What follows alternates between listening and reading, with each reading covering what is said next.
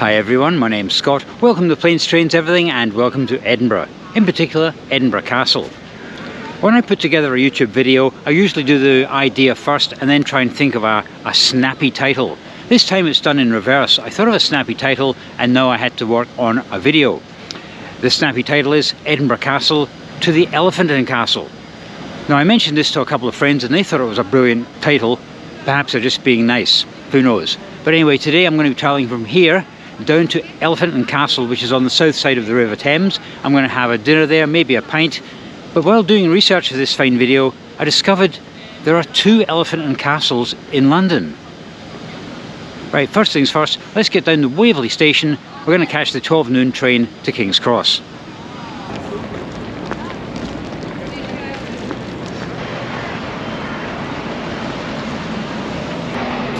There's a reason why I'm catching the 12 noon train to King's Cross. Not because of the departure time, but because of the arrival time.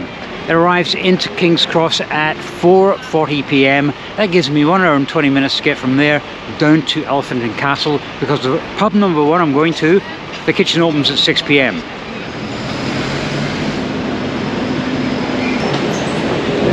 Here's a useless factoid for you. Did you know Waverley Station is the only station in the world named after a book? I decided to get something to eat here at Tinderbox at Waverley Station before I went for my train. Look what they sell. Cannoli.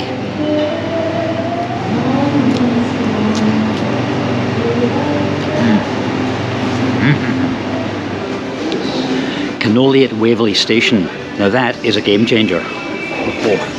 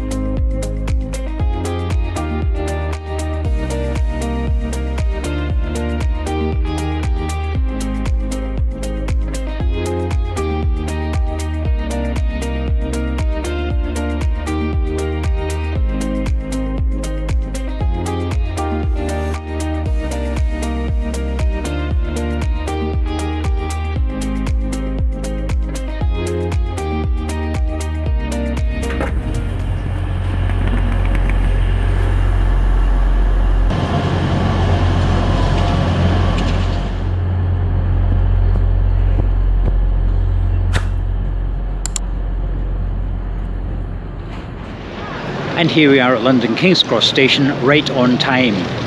I now have to catch a Northern Line tube to Elephant and Castle.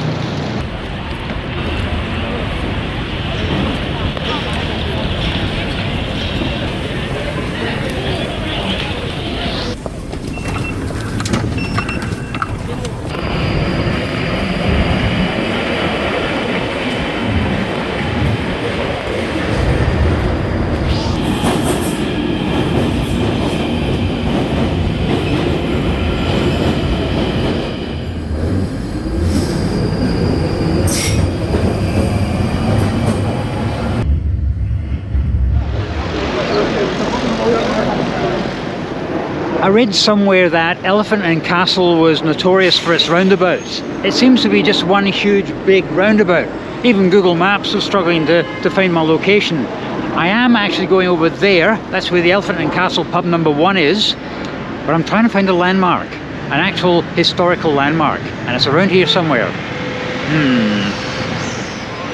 When Google goes into some sort of techno meltdown, there is always Plan B. Plan B is a printed map. I always bring a printed map, and now I know exactly where I am.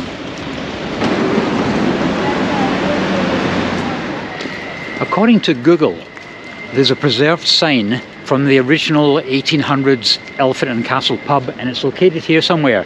And do you think I can find it? I put it down to the fact that it's dark. So I asked a security guard who was just standing there doing nothing. He'd never heard of it. He says, why don't you Google it? Brilliant idea.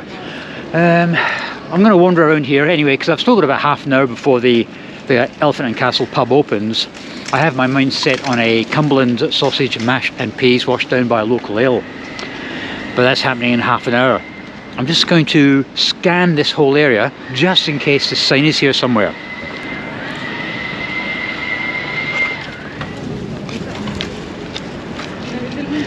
Well, that is definitely an elephant, and it has castle feet, but that is not what I'm looking for. Well, we've got an elephant central here and a castle square here, but we don't have an elephant and castle. It's supposed to be right here according to Google Maps. I wonder what happened to it. And just in case you're interested, the statue was rescued from a pub built in 1898. The pub we're going to tonight for dinner was built in the 1960s, but they decided to preserve the sign. Exactly where this sign is. Oh, I've just spotted it. It's funny how I didn't see the sign on the roof of that small shopping centre there, isn't it? Right there. Right, I'm going to go and get a pint and maybe something to eat. Okay, some useless factoids about Elephant and Castle. It's named after an original pub or a coaching inn. The earliest surviving record of the name dates from 1765. That one we saw back there, the sign was dated from 1898. That's when that pub was built. And although there's loads of theories as to why the place is called Elephant and Castle, the one I like is the most logical one. It's just random words. Because let's face it, English pubs, the Rose and Crown, this kind of thing, they always love these kind of combinations. I reckon it was just a random thing. And let's face it, elephant sounds pretty exotic, doesn't it? The other factoid I like, Charlie Chaplin and Michael Caine came from here. Not a lot of people know that. Right, here's the Elephant and Castle at the Elephant and Castle.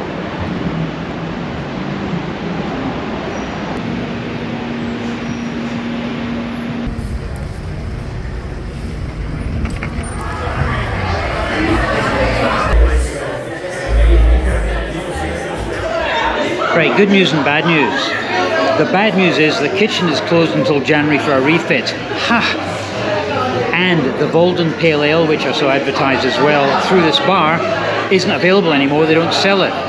So I've got a Moretti instead. So it's not totally bad news, but geez, oh, good job we've got a plan B. And plan B is the second Elephant and Castle pub in London, and it's nowhere near Elephant and Castle. Cheers. Oh.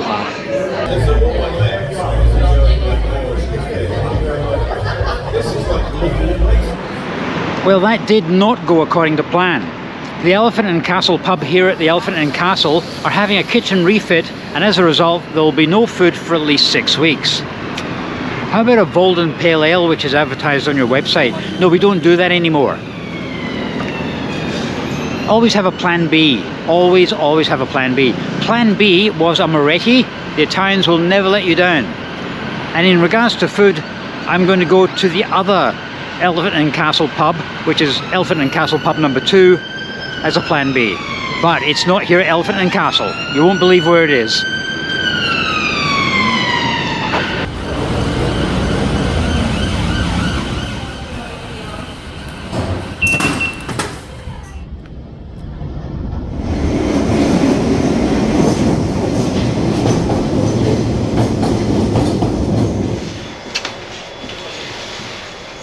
This is the brown line. I'm not sure what it is. Is that Bakerloo? I'm not quite sure. But I'm catching at 2 stops to Embankment, then changing again.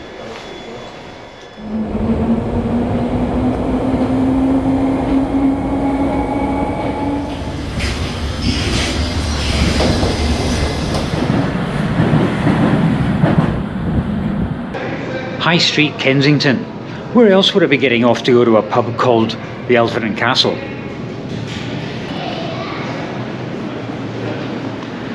Okie dokie, according to Google, which can be trusted 100% of the time, the Elephant and Castle pub number 2 is actually down that street there. Let's find out.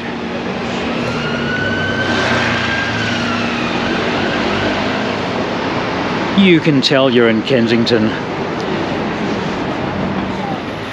Yeah, I don't suppose there's too many tube stations around London that have a sushi bar inside them. Okay, up here and possibly to the right. I better check my map, my printed map, because I don't trust, nearly being run over by a Audi there, because I don't trust Google.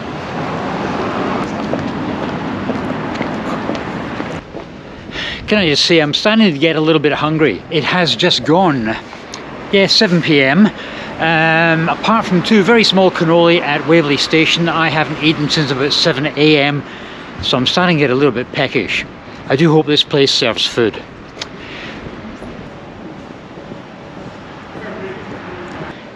And without having to rely on Google Maps, because I use a printed map, there it is, right ahead. According to Google, which is of course never wrong, it says it is less busier than usual. It's looking pretty packed to me. Let's go inside.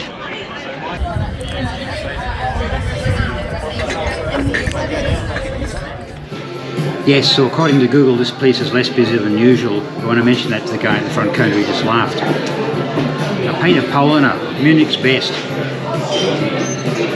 They've squeezed me in on a table which is reserved for Chloe at 8 p.m. and it's now 7:30. That should be fine.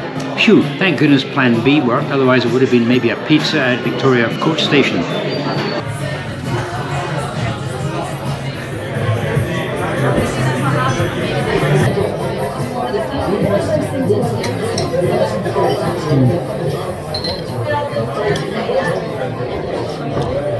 Steak and ale pie. Cheers everyone.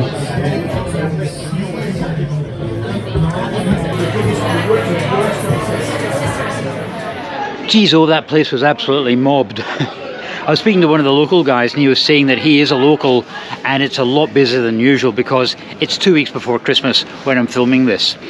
Right now I have to catch the tube back to Victoria Coach Station. It is 8 o'clock. I've still got 4 hours to kill before I catch Flixbus back up to Edinburgh. I give you value for money on this channel, don't I?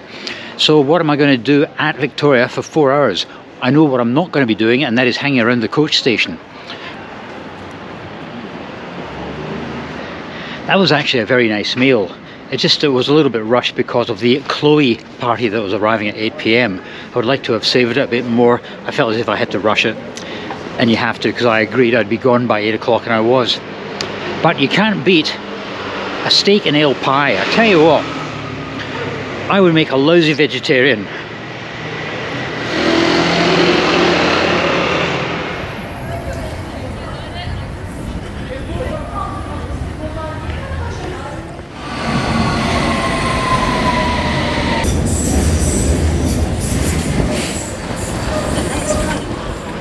So with 3.5 hours to kill, I'll find a place in there which is draft free. I'll finish off the next Flix series which I've downloaded, and I'll listen to a couple of podcasts. That'll keep me going for a couple of hours.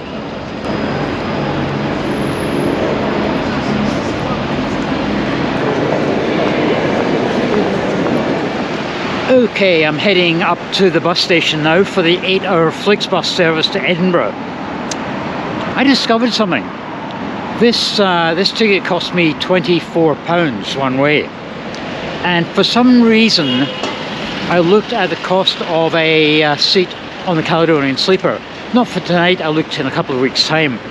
£35. And I don't ever remember seats on the Caledonian Sleeper ever being that cheap. Maybe they have been and I've just never found them, or maybe the Scottish Government has actually decided to reduce the prices on seats. But I'll be keeping that as an option in future. Also on this bus tonight, I'm going to be trying a little experiment. I have booked an aisle seat, and I'm curious to see what happens if the bus isn't full. Will anyone try and sit in the window seat next to me? I think it's highly unlikely someone's going to book a window seat when the aisle seat next to it is actually occupied. It should be one of the last window seats to be booked in advance. I'm just curious to see what's going to happen. And also, the plan was to get to Edinburgh and say thanks very much, see you next time. But I've set myself a bit of a challenge. I won't tell you what it is, stay with me, but when we get to Edinburgh, I need to try and find something. And here's the coach station now.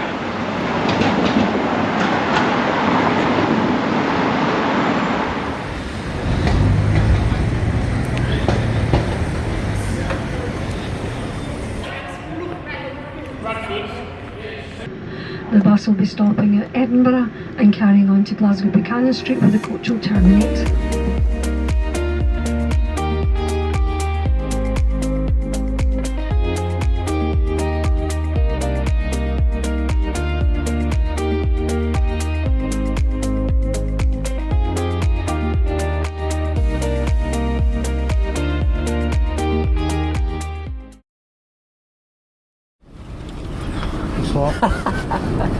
Danish trip again? Yeah, again.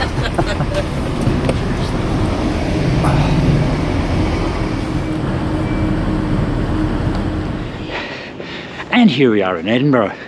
My little cunning plan about booking the aisle seat, hoping no one would book the adjacent window, failed. Miserable fail.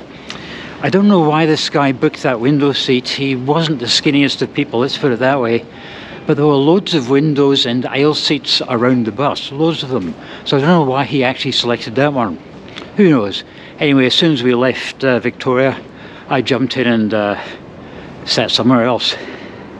Funny thing happened as well. We had a change of crew at Luton, and the driver noticed something under one of the M1 flyover, and he drove around the roundabout, and there was a person there lying on the ground. So we're there for about 20 minutes until the police arrived, and then we went on our way, but they made up time. Before I left London, I mentioned that I'd given myself a bit of a challenge, something to do, a mission here in Edinburgh before I return back to Glasgow. Oh, it's -1 here in Edinburgh at the moment, -1, freezing. Yeah, so I have to go up here, but first I'm going to get a coffee, warm myself up, get myself up to cruising altitude, maybe have a little breakfast, and then I'll see about this mission of mine.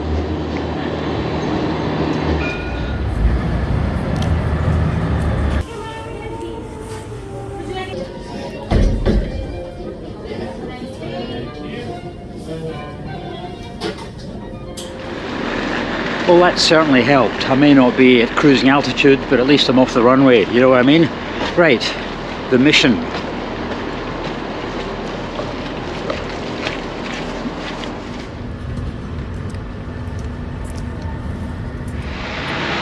Well, that didn't go according to plan, did it? Cannoli. Having had a couple of little cannoli yesterday before going to London, I thought, let's buy some cannoli and take it around to the family tomorrow as a bit of a treat. I checked on Google, 2 of them don't open till 12, and according to Google, which is always right, that place back there opens at 9. Guess what? It doesn't open at 9, it's closed. Oh well. Right, this is the Royal Mile, and up here we've got Edinburgh Castle, where it all started almost 24 hours ago.